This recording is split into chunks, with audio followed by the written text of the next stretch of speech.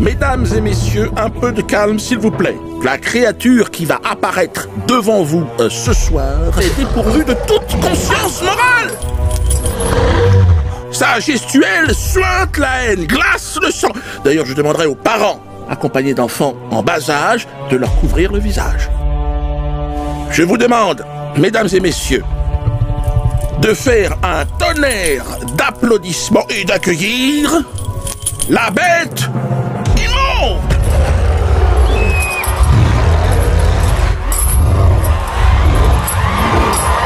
Messieurs, dames, la haine pour vous servir. Ouais, n'ayez pas peur. Mais si, ayez peur, vous êtes malade ou quoi? Je suis en train de te braquer avec un FAMAS. Vous êtes possédés ou quoi, les mecs? Tu peux me regarder, Jackie.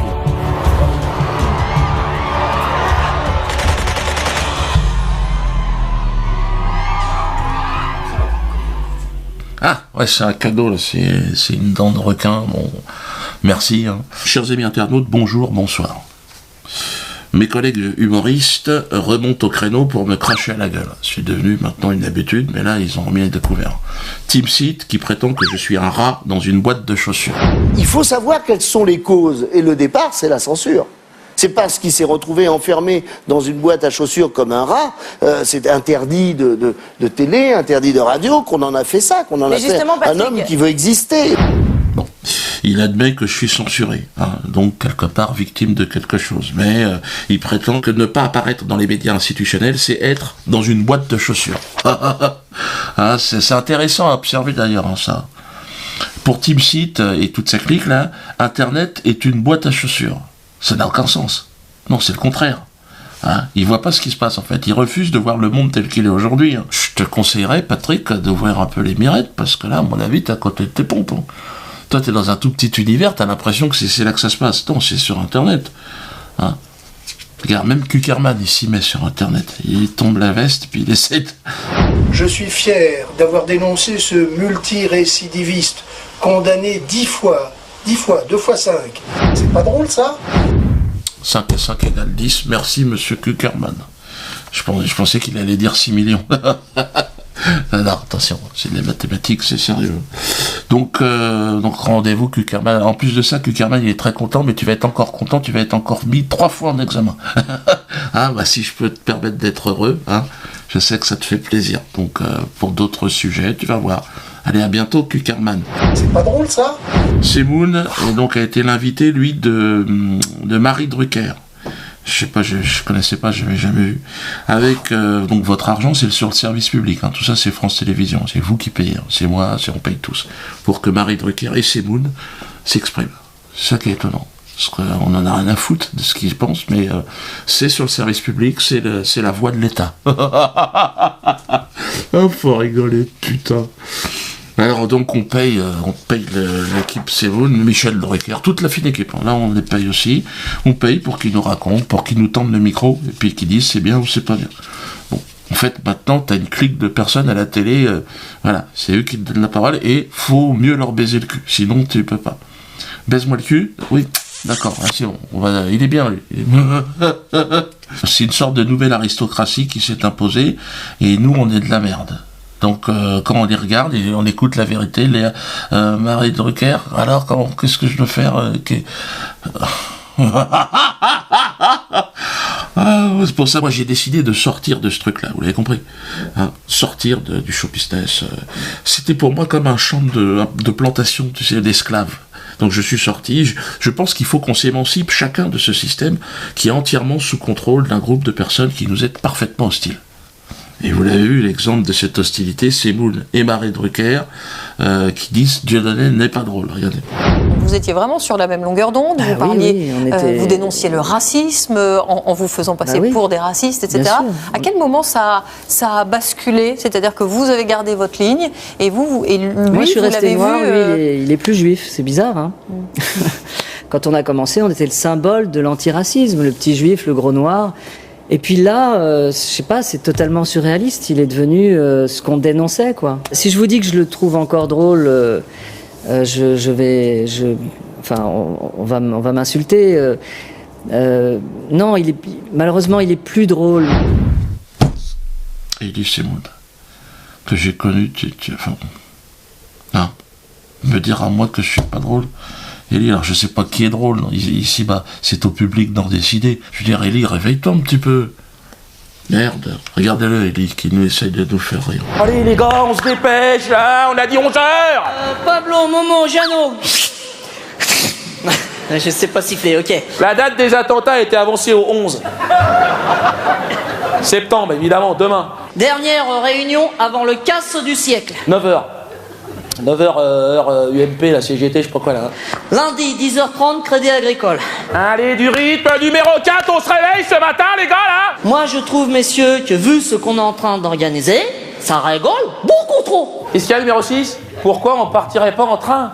Comment ça, qu'est-ce que ça change? Une espèce d'abruti, s'il y a personne à l'intérieur, comment tu fais pour braquer le caissier? Putain, les mecs! Qu'est-ce que c'est que cette tenue, les gars, là? Je sais bien qu'il faut être discret, faut se fondre dans la masse, faut passer inaperçu, mais t'es pas obligé de te balader en collant moulant non plus. Je veux voir demain matin tout le monde en costard-cravate, comme chez Darty. Oui, c'est ça, Pablo. Bon, bref, tais-toi!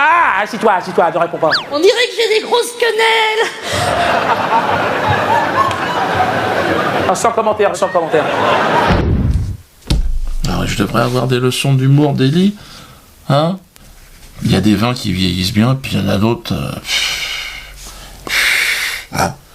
Timsit me dit que je suis un rat, tu te dis que je suis pas drôle, LB dit qu'il faut me défoncer la gueule, Bernheim que je suis un nègre, donc que je suis un con, le rabbin Donovitz que je suis un gorille... Bon, ça, hein, là, le procureur, il dit non, ça va, il y a de la distanciation. Ouais, c'est comme ça. Il y a une clique de personnes à la télé qui peuvent dire tout ce qu'ils veulent. Comme Benguigui. Vous vous souvenez Benguigui? Parce que faire un bronze, c'est aller aux toilettes. Ah, je savais pas. Je connaissais pas. Vous n'avez jamais éjaculé un bronze? Non, mais j'ai jamais entendu ça. Couler un bronze, c'est le synonyme de libérer Mandela. Non. Je vais libérer Mandela. Oh non. Quelle horreur. Ça, c'est pas raciste. Ça, c'est autorisé. Le procureur a dit il y a de la distanciation, c'est bon. D'ailleurs, c'est la vérité. Hein. Franchement, on est de la merde. Hein. La merde qui leur sort du cul, c'est nous, quoi. Bon, ben, c'est un certain concept. Hein. Moi, je dis qu'il faut pas les énerver, il faut les laisser tranquilles, puisqu'ils là, ils sont complètement possédés. Hein. Il faut qu'on parte. La paix et la non-violence. Cette terre, elle est à tout le monde. On est né sur cette planète, on a le droit d'avoir un endroit où vivre tranquillement. Par contre, on ne peut plus vivre ensemble. Avec toute cette clique de personnes, on peut pas. Ils nous sont trop hostiles, on peut pas vivre avec eux. Donc nous, on va vivre à côté, c'est tout. Eux, ils continuent leur truc, à être les plus drôles du monde, Semoun, continue. Puis tu vas faire rire les gens, puis moi je continue. Puis le tout, c'est que toi, on se respecte. Moi, c'est ce que je propose. Bon, si tu veux commencer à me cracher à la gueule, bon. Grâce à Internet, on peut changer le monde. On est là, mais on n'est plus là. Tu vois ce que je veux dire? On n'a plus à communiquer avec des gens qui sont hostiles. Pourquoi faire? Ils nous imposent tout, en fait, si tu regardes bien. La nourriture, notre éducation, les divertissements, la morale. Ils nous disent ce qui est drôle et ce qui ne l'est pas. Donc qu'ils aillent tous se faire, comme dirait mon directeur de la publication, hein, comme dirait la mère d'ailleurs de mon directeur de la publication, la mère de Germain a dit de toute façon tout finit dans la boîte à chocolat. Bon, c'est une certaine façon, mais à plus de 70 ans, je trouve qu'elle est pas... Madame Geff, faut quand même essayer de se tenir un petit peu aussi. Hein. Il faut qu'on crée notre propre économie. C'est ça que je suis en train de vous dire. Nos propres banques, notre propre assurance. Anan Assurance, on en est à 95 000. Donc, dépêchez-vous, on est dans la dernière ligne droite. Vous aurez des explications dès qu'on est à 100 000. Tous ceux qui vous ont envoyé par mail, on vous envoie le plan de vol. Et croyez-moi que c'est le début, en réalité, de notre émancipation. Je sais que vous êtes nombreux à comprendre ce qui se passe. Internet, c'est plus que le Far West à l'époque des Américains, c'est la conquête de l'espace. C'est rien, c'est une terre vierge. On fait ce qu'on veut, en fait. Pas de limite à notre liberté sur Internet. C'est fini. Tu vas où tu veux, tu prends ce que tu veux. Internet est un miracle qui nous est arrivé, à nous, l'arrière-garde de la République. Grâce à ça, on va s'émanciper. On va se libérer complètement. Grâce à ce miracle que j'ai survécu, moi. Si j'étais au sinon, je serais un rat dans une boîte, comme dirait Timsit. Ah, c'est lui maintenant, le rat, dans la boîte. Vous êtes nombreux d'ailleurs à me suivre dans ce miracle, je vous remercie. Je vous en suis très reconnaissant, car ma soif de liberté dérange évidemment nos maîtres, ceux qui sont au pouvoir, ceux qui nous dirigent. Et ils tentent de me neutraliser chaque jour. Moi et mes proches. Hein. Ma femme, par exemple, qui vient de perdre son père, et au lendemain des obsèques, contrôle fiscal sur toute la famille. Non, je rigole, mais bon, c'est mon beau-père et bon. On s'y attendait, il était malade, mais enfin, le lendemain, quand même, des obsèques, ça aurait pu attendre au moins 48 heures. Bon, ils sont sans pitié, hein. Comme dirait mon directeur de la publication. Ouais, Roger, la mouche aussi. Et Roger, ferme-la. Hein, parce qu'il y a des gens, dans la dernière vidéo, ils ont dit, on en a marre, il n'y a plus que Roger la mouche. Hein. Tu casses les oreilles aux gens. Ah ouais, mais t'es une bouche à merde, faut pas l'oublier. Nous aussi, on est de la merde, mais bon...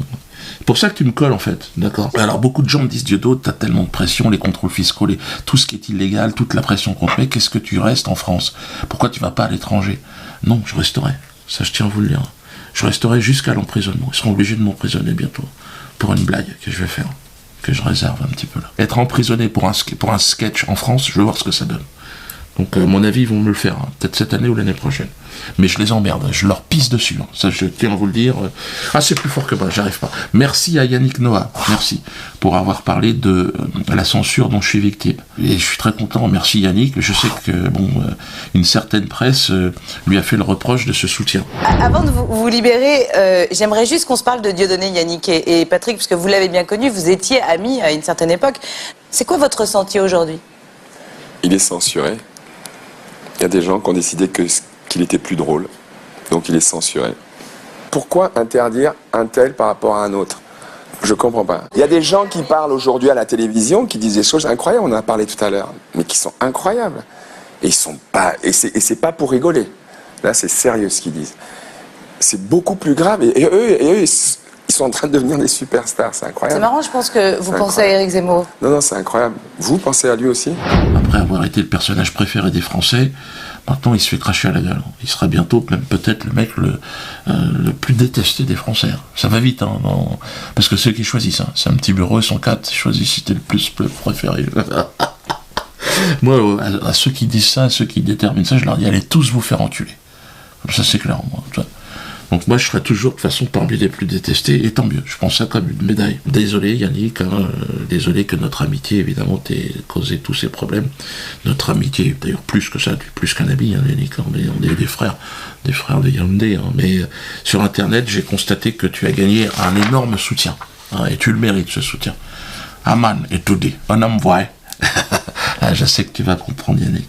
Merci au chanteur Mano, à mon frère breton, parce qu'on va me dire, ouais, Dieudo, tu fais du tribalisme avec Noah, vos trucs de macaque. Donc là, je parle de mon frère breton. Vous savez que j'ai 2 racines. J'en ai une, je suis biraciné, ce qu'on appelle. C'est une racine au Cameroun et une racine en Bretagne. Donc mon frère Mano, qui a compris que l'Internet était l'avenir de la culture de ce pays. Hein, il n'a pas eu peur de me remercier. Alors, écoutez-le. Dieudonné aujourd'hui sur la toile, c'est un des plus gros médias qui existent en France. Et je sais pas si c'est lui personnellement qui l'a mis sur son Facebook, mais il s'avère que le Chant du Coq s'est retrouvé sur son Facebook. Et pour moi, c'est un gros média comme un autre, quoi. Il nous a fait avoir 5000 vues d'un coup comme ça, quoi.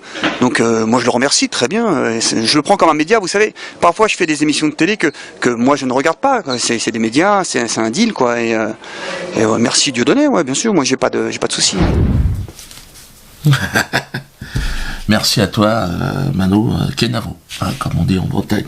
Si tu veux faire d'ailleurs la première partie de ma tournée sur une date bretonne, tu me contactes. Bon, je sais pas si t'en es là, mais bon, je pense que tu repasseras plus dans les émissions traditionnelles. Dire ce que t'as dit, même moi, ça m'a choqué quelque part. Non, je rigole. On va terminer avec le concours Mamadou Sakho. Vous êtes nombreux à avoir apprécié la chanson Mamadou Sakho, hein, lors de la dernière vidéo. Nous l'avons enregistrée en studio, hein, chez Jean-Marc, et donc la chanson sera disponible gratuitement. Parce qu'on dit, Dieudo, tu fais du fric avec tout ce qui bouge. Vous inquiétez pas, là c'est gratuit. Ah, ouais, je sais, Roger, vous voulez le faire payer. Non, Roger, tu exagères, tu vois. Parce qu'à un moment donné, les gens ont droit à la gratuité. Pour tous ceux qui regardent cette vidéo, hein, le lien est en bas de la vidéo. Nous lançons d'ailleurs un concours pour la réalisation du clip de cette chanson. Le vainqueur sera nominé pour les Quenelles d'Or, évidemment, et son œuvre sera projetée en première partie du spectacle en tournée.